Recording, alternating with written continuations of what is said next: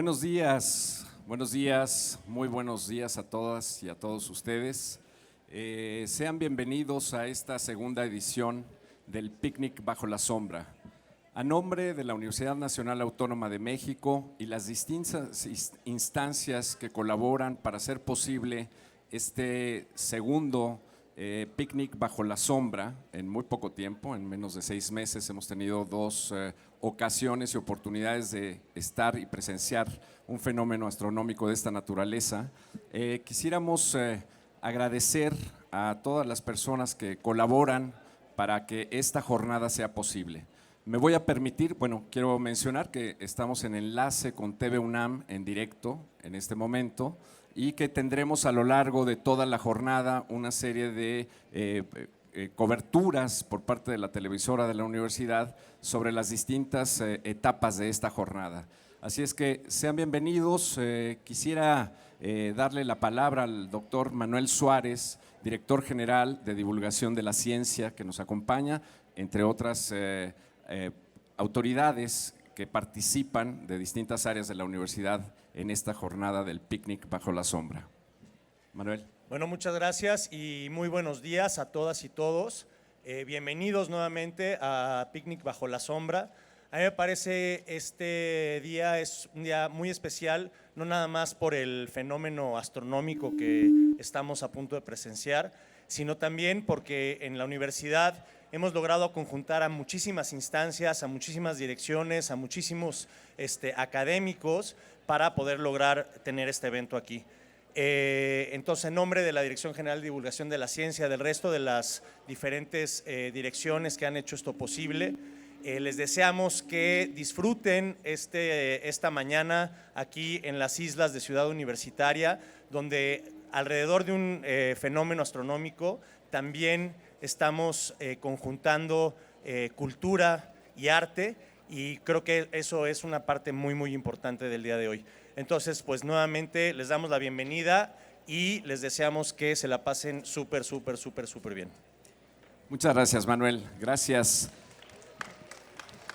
por todo el apoyo. Evidentemente el Instituto de Astronomía pues es uno de los pilares de esta jornada, con su apoyo, y que en un momento más tendremos la presencia de 2 astrónomos excepcionales de nuestra universidad. Han hecho posible efectivamente esta conjunción tanto de la divulgación en torno al mismo fenómeno, las indicaciones que vamos a tener a lo largo de los puntos más relevantes del fenómeno astronómico, y por supuesto la parte cultural más adelante con unas intervenciones de armonización sonora y los conciertos que más adelante también tendremos y que me referiré en un momento. Pero no quisiera dejar de agradecer también, por supuesto, además del Instituto de Astronomía, a la Dirección General de Atención a la Comunidad Universitaria, conocida como DEGACO, el licenciado Joaquín Narro, su actual titular de esta dirección, y en su representación nuestra queridísima y muy asidua aliada a este tipo de actividades, Ana. Bienvenida, muchísimas gracias por la participación de la DEGACO. Es pues una instancia muy activa en las distintas actividades de la universidad, y en esta ocasión, como la ocasión anterior, pues ha sido también fundamental el apoyo y sobre todo pues la coordinación y la alianza. Muchas gracias, Ana. Por favor, un saludo al licenciado Joaquín Narro. Sí, gracias. Muchas gracias. Bienvenidos, bienvenidas a esta gran fiesta para disfrutar de este fenómeno astronómico, y con mucho gusto colaborando una vez más con la coordinación y con todas las entidades. Gracias. Pues muchísimas gracias nuevamente. Entonces, pues no me resta más que introducir algunos de los aspectos.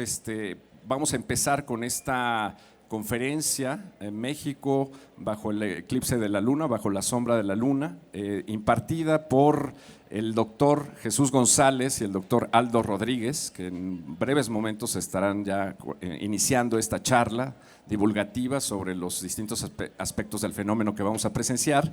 Y pues como decía, más tarde Ana Moreno tendrá una intervención a lo largo de todo este espacio de las islas de Ciudad Universitaria, de aquí hasta la parte final del eclipse, de tal forma que a la 1 de la tarde tendremos pues ya nuestras 3 bandas invitadas, Mochis Bendito, a la 1 de la tarde, a las 2 de la tarde FMAC, que hace un momento estaban aquí haciendo su prueba de sonido, y Daniela Espala a las 2 de la tarde. Así es que pues sean bienvenidos, bienvenidas a esta jornada que creo que será realmente memorable para toda la comunidad universitaria y nos sentimos muy honrados de tenerlos aquí. Así es que bueno, pues sin más, el doctor Jesús González, el doctor Aldo Rodríguez estarán con ustedes platicando sobre los pormenores y el contexto de un fenómeno astronómico de esta naturaleza. Que disfruten la jornada y por aquí estaremos interviniendo de la mano con TV UNAM en esta transmisión en vivo, conjuntamente con todos ustedes. Muchísimas gracias, buenos días, buena jornada.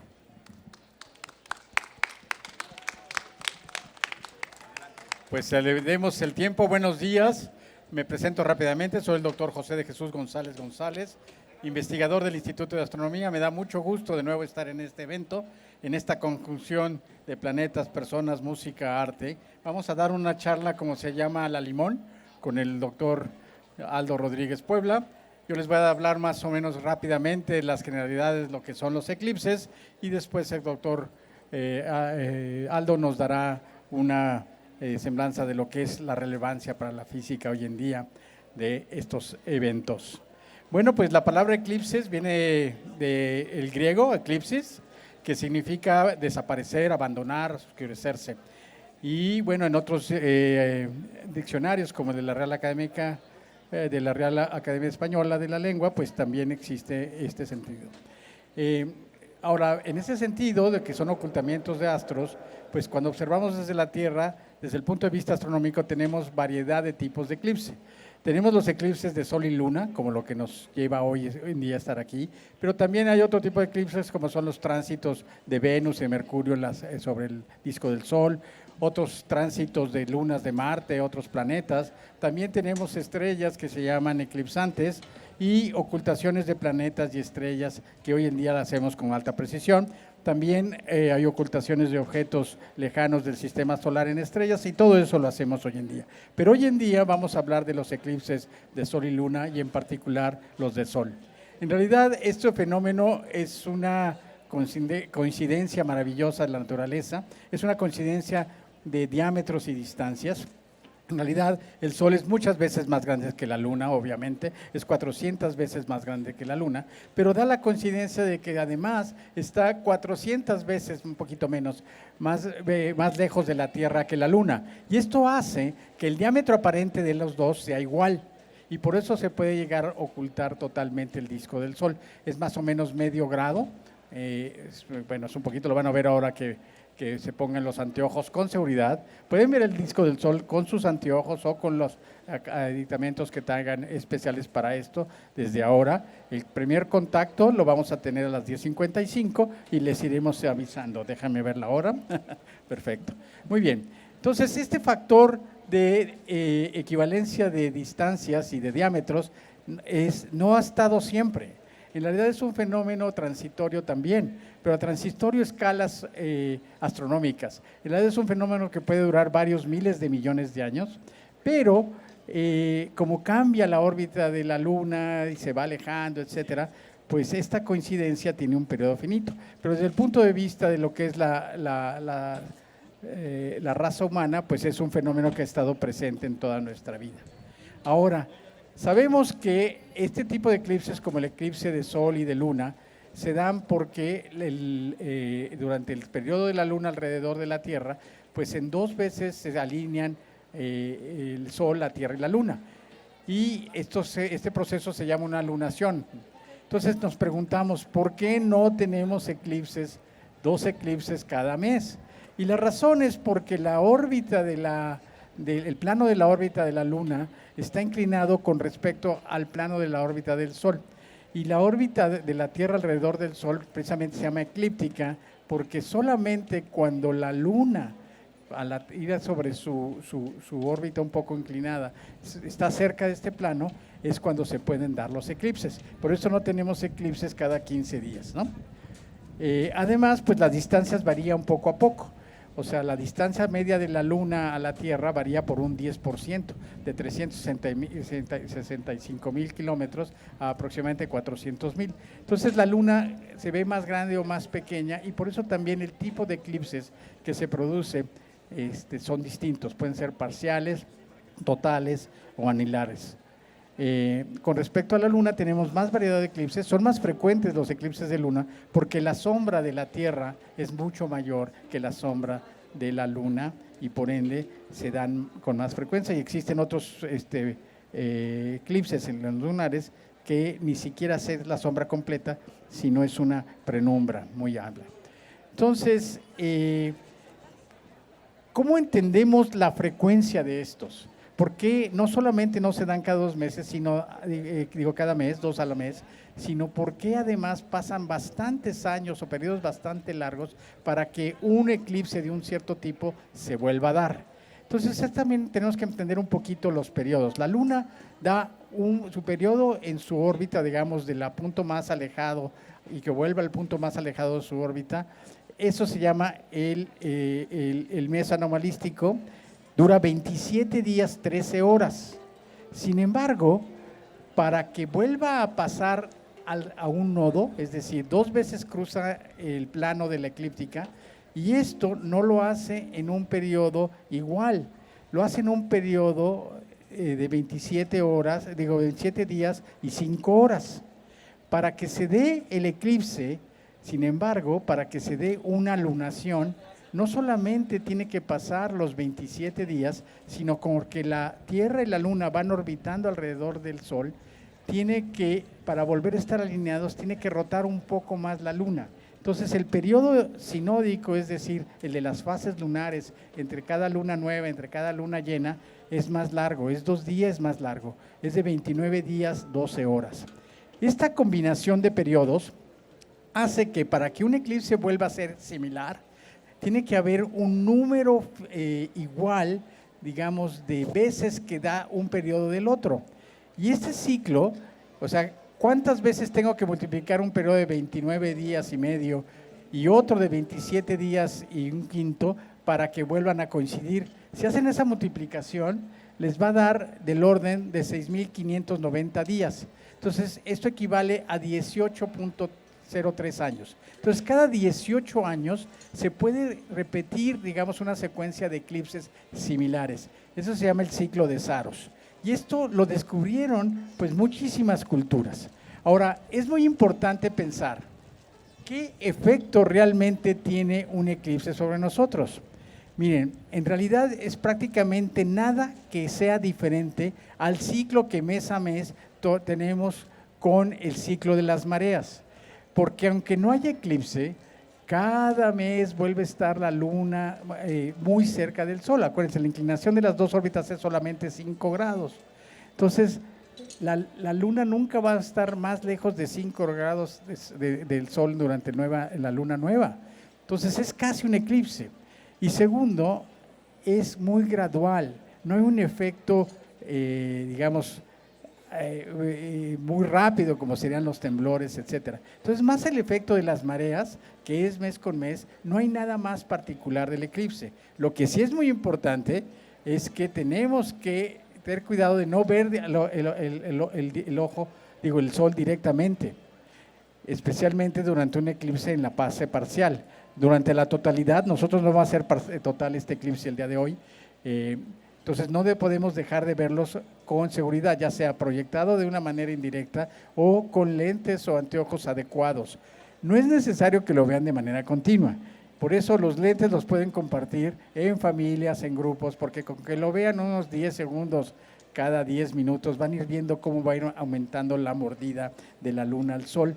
Entonces, fuera de los efectos que puede tener si no lo hacemos con seguridad, realmente no hay un efecto físico repentino que nos afecte los eclipses. Sin embargo, la luz, sí reaccionamos a la luz y por eso es interesante en estos cosas, en estos eventos, ver cómo reacciona la naturaleza y nosotros mismos hasta esos fenómenos. Pero no hay nada de que asustarse, ni catástrofes, ni de este tipo. Ahora, desde el punto de vista científico, los eclipses son muy relevantes a lo largo de la historia porque nos han permitido determinar las distancias relativas al Sol y la Luna. Desde Hipparco, hace 2000 años, hizo el primer cálculo. También en la corona solar, el Sol tiene una capa muy, muy grande, que es varias veces su diámetro, que se llama la corona solar, que es muy tenue, pero es muy caliente. Y en los estudios químicos que se han hecho de eso desde hace ya varios, desde el siglo XIX, se descubrieron nuevos elementos químicos y también se descubrió que esa parte del Sol estaba a millones de grados. También nos sirve estudiar los fenómenos, los eclipses desde el punto de vista científico para entender el funcionamiento y la estructura del sistema solar. También para la verificación de teorías como la relatividad. Durante un eclipse se pudo demostrar que la luz se dobla alrededor del Sol y eso confirmó la predicción de Einstein. Pero también sirve para descartar otras teorías. Por mucho tiempo se había pensado que para entender una anomalía en la órbita de Mercurio hacía falta otro planeta que se llamaba el Vulcano, que no podíamos ver porque siempre estaba del otro lado del Sol. Durante los eclipses, pues se buscó y se ve que no existía. Hoy sabemos que esta anomalía le explica la teoría de la relatividad. También, y eso es muy importante, con la predicción de los eclipses nos hemos dado cuenta que varían. Muchas veces, desde hace varios siglos, se veía que había pequeños cambios. Y esto se debe a que la distancia de la Luna a la Tierra cambia. La Luna se va alejando y esto hace que los eclipses no coincidan exactamente como se esperaba. Esa diferencia de lo que se espera cuando ocurre exactamente el eclipse nos permite estudiar con mucho detalle cómo varía la distancia de la Tierra a la Luna y por ende también la duración del día. También sabemos que se producen cambios de dirección en el viento, entonces para los efectos que tiene la sombra de la Luna sobre la atmósfera también se utiliza esto. Entonces, hoy en día es muy relevante el estudio de la corona solar, más las otras cosas que nos va a hablar el doctor Aldo Rodríguez. Pero la relevancia humana de los eclipses también es muy importante, más allá de la científica. ¿Por qué? Miren, primero porque su predicción, el que podamos predecir como especie la secuencia de los eclipses, representa una demostración del gran poder y del entendimiento de los ciclos básicos para nuestra vida en la Tierra. Es decir, es como demostrar cómo el saber nos puede dar poder, ¿no? Y saber es realmente el verdadero poder. Ahora, todas las culturas han respondido a los eclipses. Muchas los han registrado y estudiado, pero muy pocas han descifrado sus ciclos. Varias culturas en Mesoamérica lo lograron porque se necesita observar con mucho detalle por largo tiempo. Y por eso el calendario maya pudo descubrir todos estos ciclos de y cambios en ellos. También se han utilizado para planear o para marcar eventos de relevancia humana. Algunas batallas se han planeado con respecto a la predicción de eclipses, también eventos importantes para reinados, etcétera. Entonces hay muchísima relación con la vida humana, además de la que queramos nosotros hacer de conexión con los actos. Pero en realidad esto que estamos viviendo hoy es precisamente una oportunidad de reflexionar sobre las órbitas de la Luna y de la Tierra y también de nuestra relación con el espacio exterior. Entonces, esto es lo que estamos celebrando hoy con este picnic. Yo vine con mi camisa de picnic y para esto. Y además, bueno, sabemos que poder entender cómo a muchísimas culturas esto fue muy importante para ellos y tenemos registros de todas estas mediciones y predicciones a lo largo del tiempo.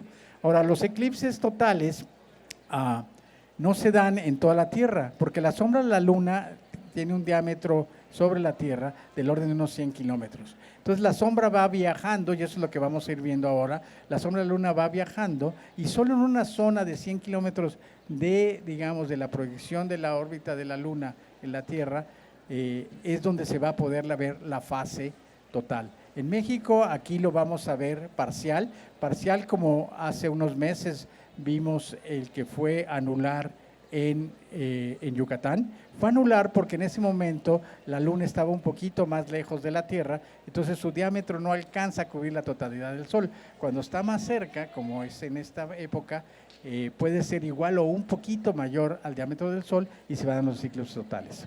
Esto no va a ser por siempre, quizá en unos 600 millones de años la Luna se habrá alejado lo suficiente y ya no se darán los eclipses totales.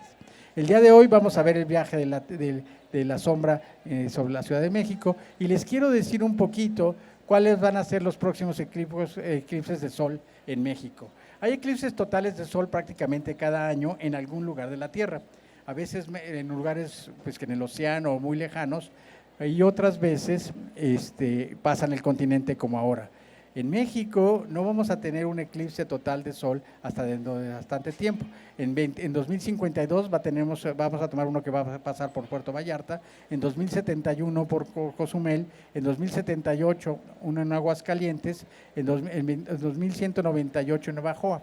En 1991 tuvimos un total en México, que pasó por la Ciudad de México.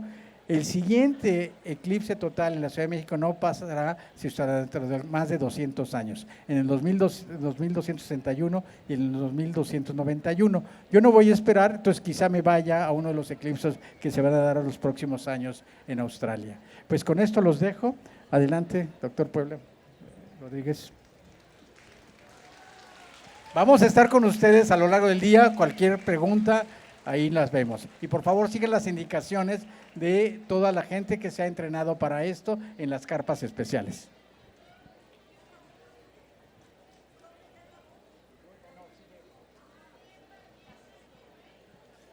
Buenos días, buenos días a todas y todos y pues muchas gracias por estar aquí en este evento tan importante, un evento que nos une con la naturaleza, une al humano con la naturaleza y es increíble ver este tipo de eventos. A mí me tocó el del 91 cuando era muy pequeño y el desconocimiento que tenía a lo mejor en ese momento hizo que para mí fuera un evento casi apocalíptico, ¿no?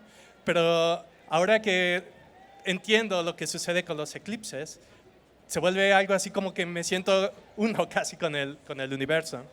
Y pues, bueno, gracias a Chucho por la explicación de cómo suceden los eclipses. Es muy importante notar de que nosotros entendemos bien los eclipses, sabemos cómo funcionan los eclipses y esto es gracias a cómo hemos desarrollado la ciencia. Básicamente los eclipses son un resumen de lo que son las leyes de Newton. Gracias a las leyes de Newton hemos podido entender cómo es que suceden los eclipses y predecirlos. Y como dijo Chucho, muchas culturas intentaron descifrar cómo son los eclipses. Y aunque su desconocimiento sobre cómo funcionan las leyes de la naturaleza tan profundamente de cómo lo planteó Newton, tuvieron algoritmos de cómo calcular estos eclipses. Entonces, a lo largo de la humanidad, los eclipses han sido muy relevantes en cómo funciona tanto el ciclo de la vida dentro de que observamos aquí en la Tierra, como para el funcionamiento del ser humano. Y les voy a platicar de un eclipse muy particular que sucedió el 29 de mayo de 1919. ¿Qué tiene de particular este eclipse? Bueno, hasta antes del siglo XX, lo que sabíamos es que las leyes de Newton era lo que gobernaba, entendíamos cómo gobernaba los movimientos de los planetas alrededor del Sol. Existían ciertas anomalías, como por ejemplo la de Mercurio. No se sabía por qué su órbita precesaba. Y vino esta gran mente de la cual todos hemos escuchado, que seguramente ya anticiparán que es Albert Einstein. Albert Einstein entendió de que se debían de generalizar estas leyes de gravedad que proponía Newton. Y él más bien decía, bueno, la fuerza de gravedad en realidad no es una fuerza de gravedad. La gravedad es simplemente una deformación del espacio-tiempo. La mejor forma en cómo podemos quizás entender esto es, imaginen que tenemos una sábana muy extendida y de repente ponemos un peso muy grande en el centro de esa sábana. Imaginemos que puede ser una bola de boliche. Lo ponemos y la bola de boliche lo que va a hacer es deformar a la sábana por el peso que está ejerciendo en su centro. Si por ejemplo aventáramos una canica, ¿qué es lo que imaginaríamos que hiciera la canica alrededor de la bola de boliche? Bueno, va a describir una órbita primeramente circular y conforme empieza a sentir cada vez más el peso de la bola de boliche, va a caer en espiral hacia el centro. Einstein entendió que así era la forma en cómo se movían los planetas. No me pregunten cómo se lo imaginó, porque es realmente fuera de este mundo. Pero él logró conceptualizar eso, y eso es a la hora que conocemos la generalización de las leyes de movimiento, generalización de las leyes de gravedad que postuló Newton, lo que conocemos como relatividad general. Sin embargo, todas las leyes que conocemos en la naturaleza necesitan ser comprobadas de algún modo. Uno no puede postular teorías de manera azarosa. Uno necesita comprobar que esas teorías son correctas y que hacen predicciones. Y de hecho hay una anécdota muy interesante alrededor de este eclipse que les voy a contar. Entonces, 4 años después de que Einstein postulara su teoría de la relatividad general, Einstein la postuló en 1915, el 29 de mayo de 1919 ocurrió también un eclipse total de Sol. Un eclipse total de Sol que se vio en la parte del hemisferio sur del planeta. Einstein dijo, con la teoría de la relatividad general podemos predecir que la posición aparente de las estrellas van a cambiar cuando esté sucediendo el eclipse. ¿Y cómo funciona esto? Bueno, si recuerdan, en nuestro experimento de que teníamos una sábana, poníamos una bola de boliche y la bola de boliche deformaba lo que es la sábana, y aventamos una canica o aventamos un objeto, imagine que en vez de aventar un objeto, aventamos un rayo de luz. Lo que va a suceder es que el rayo de luz también va a ser deflectado en su trayectoria. Si, por ejemplo, lo apuntamos directamente hacia donde está la bola de boliche, el rayo de luz va a ser deflectado en su órbita. Y eso realmente sucede cuando el Sol se interpone entre las estrellas. El Sol va a deflectar la luz de otras estrellas que están por detrás por el campo gravitacional que ejerce el Sol. Entonces, durante los eclipses, nosotros podríamos grabar cuál era la posición de esas estrellas, porque se oscurecía todo y entonces podíamos observar las estrellas. Y en particular en este eclipse del 29 de mayo, del 29 de mayo de 1919, fue un eclipse que duró bastante, duró más de 6 minutos. Entonces los astrónomos tenían tiempo para tomar observaciones de la posición de las estrellas durante el eclipse. Después, en la noche, podían volver a tomar imágenes de esas mismas estrellas y comparar qué tanto se había desplazado las estrellas durante ese eclipse. La predicción era que las estrellas deberían de haberse separado por un desplazamiento angular que predecía la relatividad general. Entonces, los astrónomos, después de un análisis muy metódico de cuál era la separación de esas estrellas, encontraron que la separación angular que predecía la relatividad general era la correcta con la que observaban en las placas que ellos medían. Entonces, eso fue como una de las grandes revelaciones de que la teoría de la relatividad general era la correcta. De hecho, durante mucho tiempo, esa observación fue básicamente la prueba de que relatividad general podía ser una de las teorías que mejor describía la gravedad, o era una mejora a lo que era las teorías de gravitación de Newton. Ahora empezamos a tener otros tipos de pruebas, pero lo importante es de que una vez que se estableció que la teoría de la relatividad era una teoría superior a lo que es la relatividad, a lo que son las leyes de gravedad postuladas por Newton, ahí hubo todo un boom en nuestro conocimiento del universo. Por ejemplo, empezamos a entender, y eso sucedió del orden de 10 o 15 años después de que sucedieran estas observaciones, empezamos a entender que el universo se expandía, que el sistema solar o que la Vía Láctea no era el único sistema que dominaba el universo, sino que había otras galaxias que habían afuera del universo, que el universo se estaba expandiendo y que podíamos predecir cómo podía ser la historia del universo. En los siguientes años se empezó a desarrollar mucha ciencia al respecto utilizando estas leyes de relatividad general, que, como les repito, la importancia de las leyes del eclipse de 1919 es haber validado estas leyes de gravedad. Ahorita nosotros entendemos cómo es el universo y eso es algo muy impresionante. Podemos describir, a través de todas estas leyes de relatividad general, podemos describir el universo básicamente desde los primeros segundos, desde podemos regresar al Big Bang segundos después de que ha sucedido la expansión acelerada del universo en sus primeros momentos, para describir cuál es toda esa historia del universo. De hecho, no sé si ustedes han escuchado sobre la sonda del James Webb, que le llamamos el James Webb Telescope, el telescopio James Webb. Esta sonda es un satélite que está fuera de la Tierra y está haciendo observaciones de las galaxias más lejanas para entender cómo es el universo. Todas esas predicciones, todo lo que esperábamos ver a través de relatividad general, esta sonda está tratando de entenderlo haciendo observaciones de estas galaxias muy lejanas. Y es impresionante que simplemente con este tipo de teorías, con la teoría que desarrolló Einstein y que hemos podido constatar con el eclipse, nos ayuda a entender cuál es el lugar del ser humano, crear todas estas teorías, hacer todas estas observaciones para entender cuál es el lugar del ser humano dentro de su contexto cosmológico. Entonces, el eclipse de 1919 para la ciencia ha sido muy relevante. Ahora, no solamente ese eclipse ha sido relevante, el concepto de eclipse en general en la ciencia es muy relevante. Por ejemplo, la detección de los planetas. No sé si alguien ha escuchado cómo es que podemos saber, al observar estrellas lejanas, que hay planetas orbitando alrededor de estrellas. Pues bueno, se utiliza una generalización de la idea del eclipse. Tenemos estrellas que tienen sistemas planetarios muy similares al nuestro, en el sentido de que hay objetos orbitando alrededor de estas estrellas y que al pasar estos objetos alrededor de las estrellas llegan a eclipsar o llegan a disminuir la luz de estos planetas llegan a disminuir la luz de la estrella a la cual está orbitando el planeta.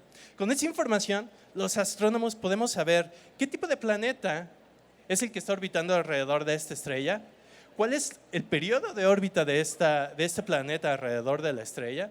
Podemos saber la composición química de ese planeta alrededor de esa estrella.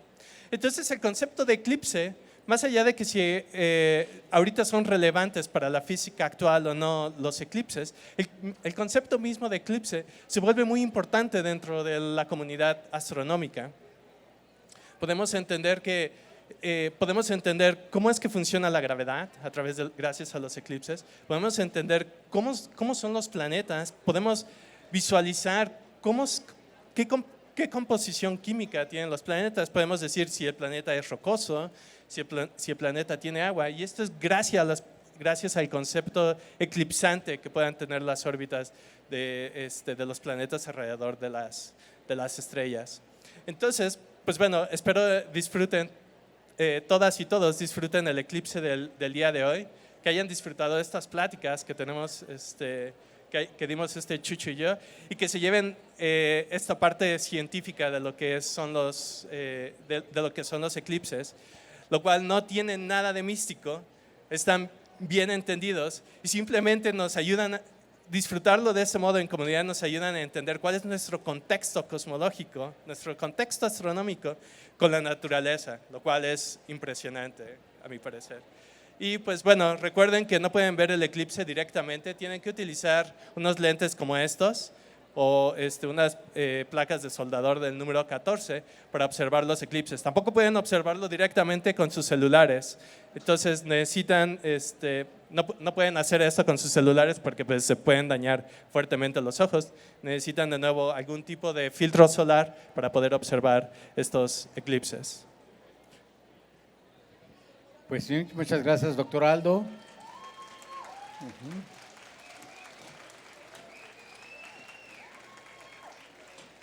Evidentemente, pues hay muchas preguntas.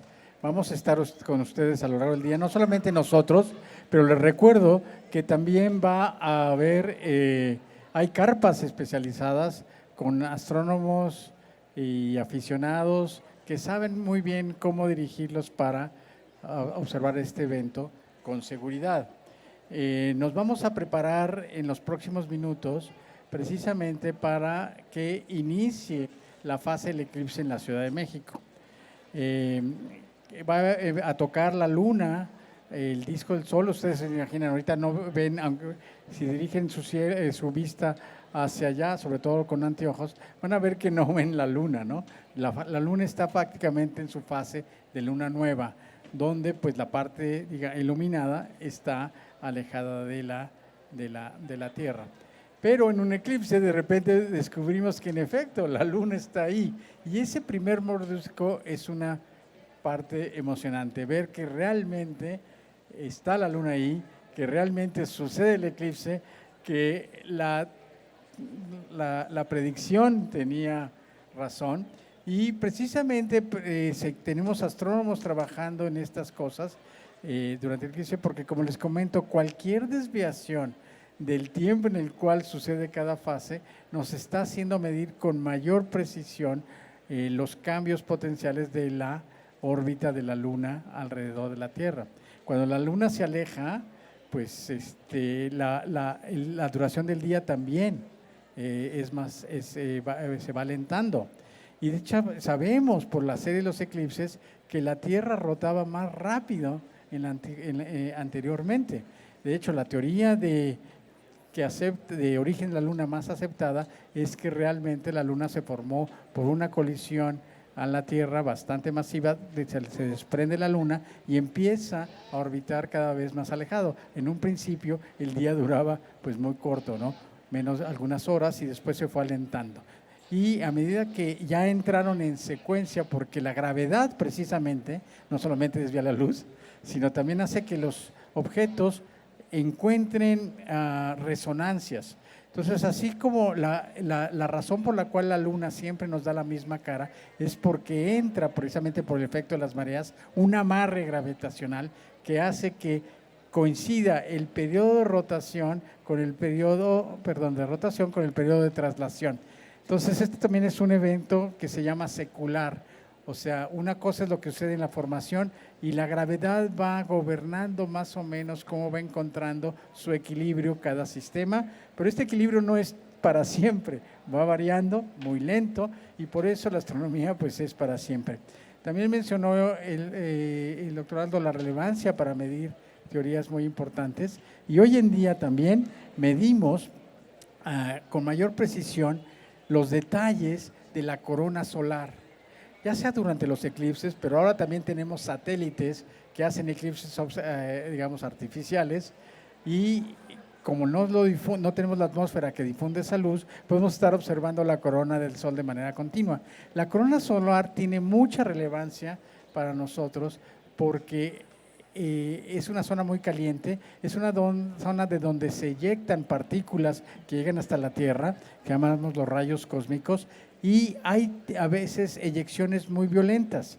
El Sol tiene un ciclo de un poco más de 22 años, o sea, de pico a pico, y ahorita está en un máximo. Cada 11.8 años entra un mínimo o un máximo, y ahorita está cerca de un máximo de actividad.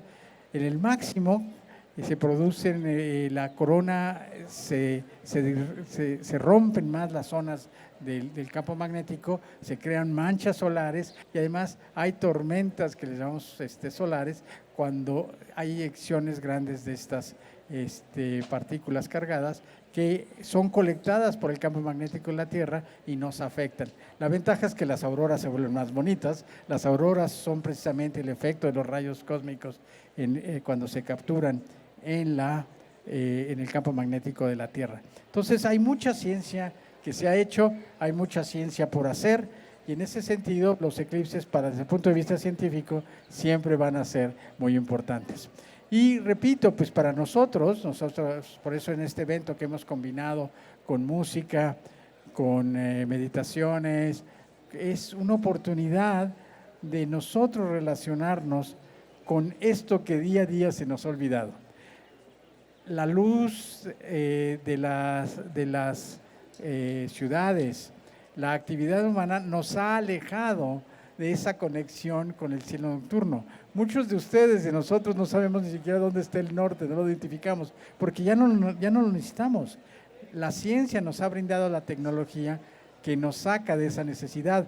Sin embargo, todas las mediciones de los GPS, por ejemplo, de la duración del día, de las estaciones, de los cambios de los movimientos de los planetas, se derivan estrictamente de mediciones científicas y nosotros simplemente gozamos ya esa tranquilidad como sociedad. Entonces la ciencia siempre nos va a brindar un estado de mejoría, pero como sociedad, no como individuo. Es importante que como individuos nos conectemos de vez en cuando con la ciencia, con el cosmos. Cuando nos vamos a un lugar alejado de la ciudad podemos a veces ver las estrellas, cada vez menos porque hay muy pocos lugares oscuros, ver la Vía Láctea y en ese sentido hoy durante la mañana podemos otra vez sentir y pensar cómo estamos conectados en el sistema solar, por qué se dan esas preguntas, por qué se dan los eclipses, por qué no ocurren tan seguido, cómo los entendemos, qué conexión tiene conmigo, cómo funciona las órbitas relativas, por qué siendo tan importantes a lo largo de la historia para el ser humano conectarse con esa realidad que nos trasciende. Vamos en una nave espacial que se llama Tierra, que viaja muy rápido, y es el lugar que tenemos nosotros para observar el mundo y para conectarnos con él. Entonces también es relevante estos eventos para reflexionar, pensar alrededor de eso. Y entonces con esto, pues queremos precisamente celebrar con ustedes todo esto. Repito, vamos a estar aquí durante todo el día. Hay mucha gente entrenada para que les ayude a observar todo esto con seguridad y con gusto. Y además celebrarnos como universitarios, como familias, disfrutar este clima. Miren, la predicción de la nubosidad en México es bastante bien. Vamos a tener durante toda la fase del eclipse despejado. En Mazatlán están disfrutando ya la fase total. Ahí, afortunadamente está despejado. La trayectoria cruza prácticamente una gran sección de los Estados Unidos. Ahí la posibilidad de no estar nublado es mayor. Y yo de hecho viajé a los Estados Unidos en el 2016 y 15 minutos antes ya con mi telescopio para tomar fotos, etcétera, no solamente se nubló, empezó a llover y llevaba a mi hijo para que viviera esa experiencia. Yo había vivido la de 1991, es una experiencia hermosa, ¿no? Sobre todo en la fase de totalidad, ver cómo responde la naturaleza. Hay efectos anteriores al eclipse que pueden ser detectados, como variación de sombras, que se dan en todas las ocultaciones, y en ese sentido, pues es un fenómeno que nos trasciende y que nos conecta, y hacerlo juntos, en familia, etcétera. Estamos más o menos a 7 minutos de que empiece el primer contacto. En unos 2 minutos vamos a dar por concluida esta charla inicial y tanto Aldo como yo pues les vamos a platicar un poquito qué es lo que esperamos ver durante las fases del eclipse, pero primero, digamos, en unos 2 minutos vamos a dar concluida esta plática. Guarden sus preguntas o pregúntense ustedes mismos y qué respuestas se dan de cualquier duda que tengan sobre lo que es el eclipse, cómo suceden, qué van a ver, cómo lo van a ver, y en ese sentido, pues eso. Entonces, no sé si, Aldo, quisieras despedirte de la conferencia también, antes de que empecemos la siguiente fase para iniciar, ahora sí, el contacto inicial del eclipse. Bueno, pues muchas gracias de nuevo, esperemos que lo disfruten y como dice Chucho, estaremos aquí para describir cuáles van a ser las fases que vamos a observar durante el eclipse hasta llegar al máximo. Recuerden que aquí en Ciudad de México no vamos a tener una totalidad, sino va a ser del orden del 75%, pero aún así vamos a poder disfrutar lo que es un eclipse. Y tan solo ese efecto, cuando empecemos a sentir que la temperatura baja, porque la luna está empezando a ocultar el sol, y empecemos a ver que se está medio oscureciendo, les repito, no va a ser una totalidad completa, va a ser del 75%, pero cuando empecemos a sentir que se empieza a oscurecer el día, va a ser muy emocionante empezar a entrar y les vamos a describir esas fases. También quiero aprovechar porque justamente ahorita estamos transmitiendo por TV UNAM esta charla. Nos despedimos por lo pronto de la transmisión de TV UNAM. Les damos muchas gracias a TV UNAM el haber pasado esta conferencia. Va a verse, TV UNAM se va a enlazar en otras partes del país y con Estados Unidos en la NASA. Entonces, muchísimas gracias a toda nuestra audiencia de TV UNAM, en nombre del Instituto de Astronomía y de toda la organización de este evento. Muchas gracias.